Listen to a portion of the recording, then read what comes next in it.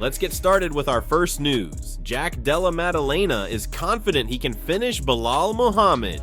Jack has always believed he could beat Balal, even before this upcoming fight weekend. He says he's confident he can stop Balal's takedowns and finish him before the final bell to become the new UFC welterweight champion. Jack spoke about his excitement and confidence heading into this high-stakes bout, making it clear that he views this fight not just as a title shot, but as a personal mission. Yeah, super excited. It seems pretty similar to a normal fight week. Obviously, there's a lot on the line, but yeah, I'm feeling good. I feel like a better martial artist than last time, so I'm excited to go out there and put it on the line. While the spotlight is on the UFC welterweight title, Jack emphasized that beating Balal has always been the primary target in his mind. I've just been trying to treat it as just another fight. I've always thought I could beat Balal. Obviously the title is on the line, but beating Balal is my goal, and the title will come after that. It seems much the same as a usual fight week. When it comes to Balal Muhammad's skill set, Jack was respectful but clear in his breakdown. He's obviously a good fighter. He's got a strong resume, beat some good guys. He comes forward, puts the pressure on, shoots takedowns. He doesn't stop until the final bell. We know what we're in for, but I believe I have the skills to take him out. Jack's game plan appears to be built around aggression and control. He doesn't want to let Balal dictate the pace of the fight and is prepared to meet him head on. Trying not to be too calm, obviously he'll be coming forward, so I want to meet him there, meet fire with fire, and try to take him out before the final bell.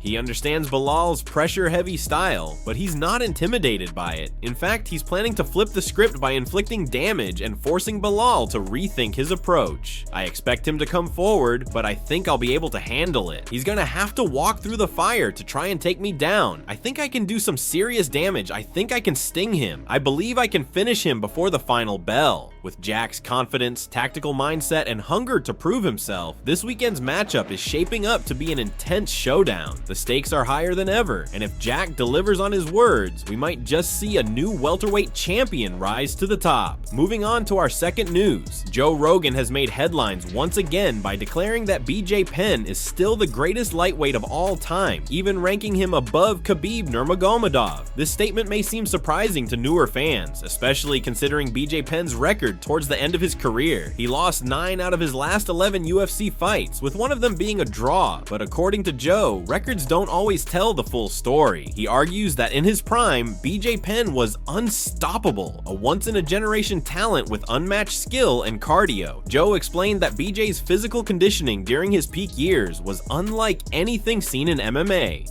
When BJ was in his prime, training with Marv Marinovich, the training methods were unorthodox. All plyometrics, explosive drills, sprints, box jumps, all this crazy stuff. I hope I'm not misquoting him, but he believed fight training was secondary when in camp. What really mattered was an insane gas tank. Joe emphasized that BJ's stamina and endurance gave him a massive advantage in the cage, allowing him to push through tough rounds and break his opponents down. What really stood out, according to Joe, was not just BJ's conditioning, but his raw, natural fighting instinct.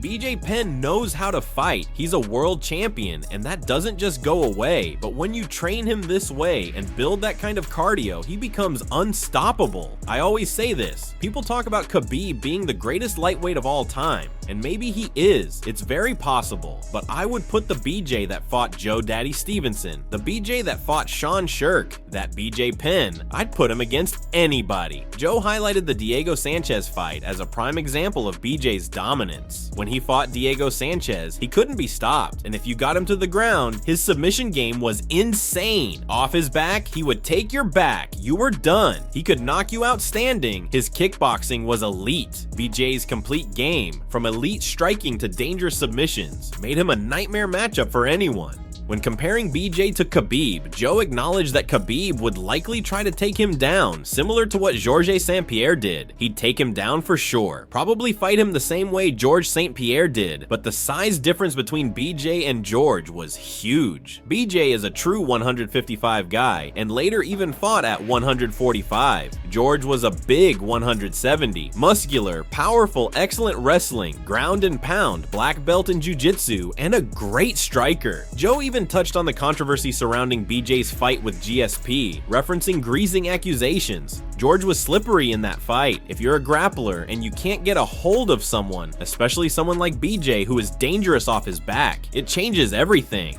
Finally, Joe praised BJ's rare body mechanics and flexibility. BJ's legs were like arms. He could sit, not use his hands at all, and still put his feet into the lotus position. That's how flexible and dangerous he was. If you got caught in his guard, you were screwed. Despite the rough end to his career, Joe Rogan believes that prime BJ Penn remains the most dangerous lightweight to ever step foot in the octagon. Let's move on to another major update in the middleweight division. Robert Whittaker has expressed strong interest in fighting Shawn Strickland this July. The former middleweight champion is eager to return to the octagon and believes a showdown with Strickland is the perfect matchup to get him back in title contention. After some time away from the cage, Rob seems highly motivated and ready to make another run toward the UFC middleweight title. In a recent interview with Main Event TV, Whittaker revealed that he's been actively communicating with the UFC matchmakers since the beginning of the year. I've been in conversations with the UFC since the start of the year, trying to pick a date. I wanted late June. The UFC is really fluid right now. Cards are being pushed, fights are getting moved. Honestly, they haven't locked me in for anything yet. These remarks suggest that while Whittaker has been ready and willing to step into the cage, the constantly changing nature of the UFC's scheduling has caused delays. Fight cards have shifted, opponents have moved around, and the promotion seems to be juggling multiple events at once, something that's not unusual, especially with a packed summer calendar. Rob admitted that late June might no longer be a realistic target, even though that was his original goal. I think the end of June is a bit too soon now. They threw names at me and I said yes to every single one. I wanted to fight Shawn Strickland because it made sense. I'm on the path back to the title. Most likely, we're looking at July. What stands out is Whittaker's willingness to accept any challenge. According to him, the UFC presented multiple potential opponents, and he agreed to fight every single one. But he specifically mentioned Shawn Strickland as a logical opponent, and it certainly makes sense. Strickland is a former champion, coming off high-profile performances, and still ranked among the elite at 185 pounds. A win over someone like Strickland would immediately put Whittaker back in the top tier of title contenders. From a stylistic perspective, the fight would be very compelling. Whittaker is known for his explosive striking, sharp footwork, and ability to adapt inside the octagon. Meanwhile, Strickland brings relentless pressure, high-volume boxing, and incredible durability. Both fighters have faced the best in the world and have proven themselves time and again. A bout between them would not only be a fan favorite, but also have major implications for the future of the middleweight division. If this fight does happen in July, it could serve as a #1 contender eliminator, especially considering the current title picture with Dricus du Plessis at the top. Whether Whittaker can secure this matchup remains to be seen, but one thing is clear: he's ready, hungry, and laser focused on getting back to the top of the mountain. Now let's move on to some controversy surrounding the current UFC light heavyweight champion, Alex Pereira. Things got heated on social media after a bizarre and emotional post appeared on his official X, formerly Twitter account, raising eyebrows across the MMA world. The message claimed Alex was unhappy with the UFC and even considering retirement. The post read, "I always answered the UFC's calls, but if they want to play with me, we can do that. I've never spoken poorly of the UFC, but what I just heard left me disheartened. I've had thoughts of not fighting anymore, and after what I heard, this might be the start." This statement shocked fans and fighters alike, coming from someone like Pereira, who's known for his calm, stoic demeanor and warrior mindset. The emotional tone felt out of character. The idea that one of the most dangerous strikers in the sport might walk away from fighting altogether left the community buzzing.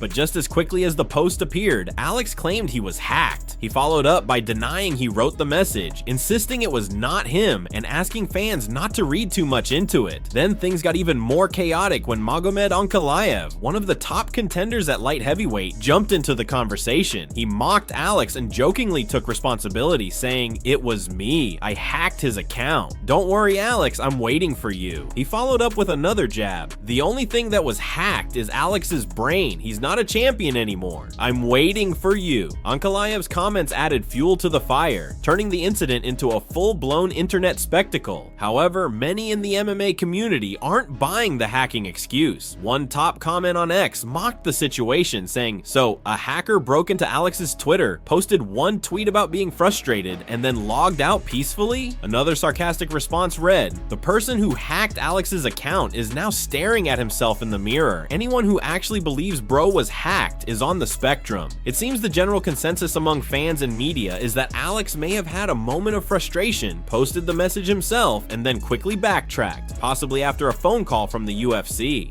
The timing and tone of the message feel personal, not random or the work of a hacker. Many are even comparing this to when Dustin Poirier tweeted that his fight with Benoit Saint-Denis was off, only to walk it back later. These heat of the moment posts, followed by quick retractions, are starting to feel like a pattern in MMA.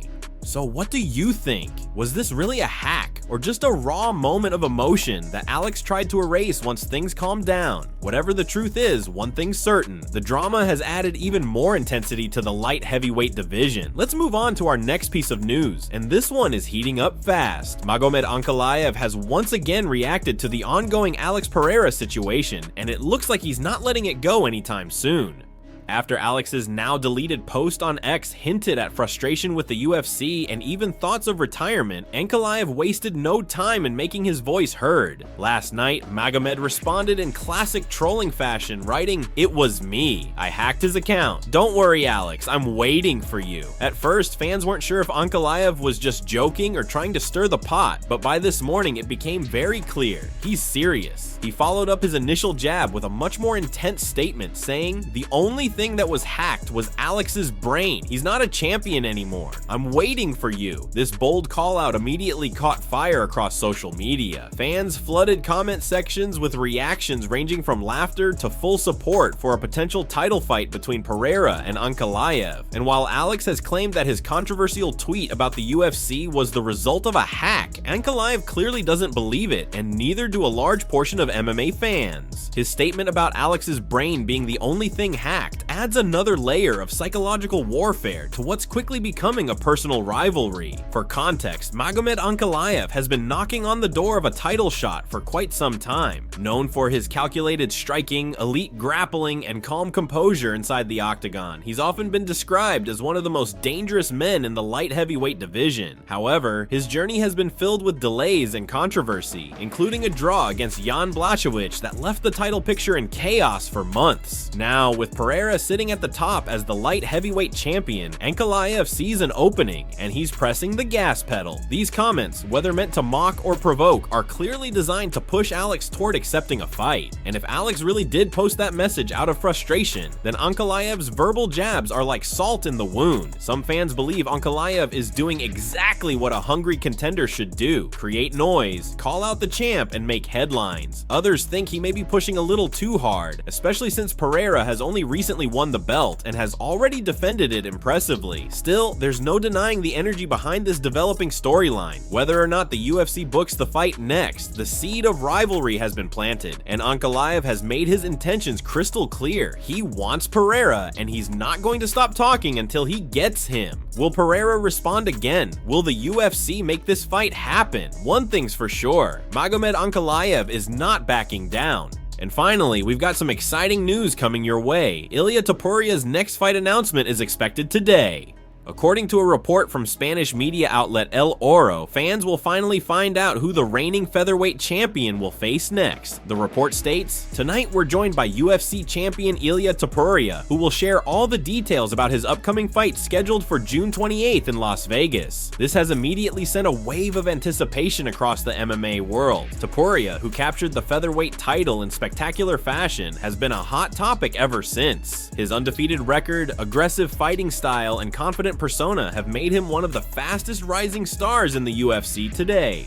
And now, with this announcement looming, fans are eager to know who's stepping into the octagon with him next. The fact that El Oro confirmed the event will take place on June 28th in Las Vegas adds even more intrigue. That date aligns with the rumored timeline for UFC 317, which has yet to be officially announced by Dana White or the promotion. So this begs the question, is UFC 317 going to be revealed later tonight as well? Many believe so. In fact, some insiders suggest that tonight's announcement may not only feature Ilia's opponent, but also include details about the full fight card. So who could Topuria be facing? There's been speculation for months. Some fans believe a long-awaited matchup with Max Holloway could be on the table, especially after Holloway's recent knockout win and his callouts for another title shot. Others think we might see a rising contender like Movsar Evloev or a rematch with Alexander Volkanovski, depending on his recovery status. Either way, one thing is clear, Topuria isn't interested in easy fights. He's made it clear he wants to prove he's the best, and he's ready to defend his belt on the biggest stage possible. Topuria himself has remained relatively quiet about who the opponent might be,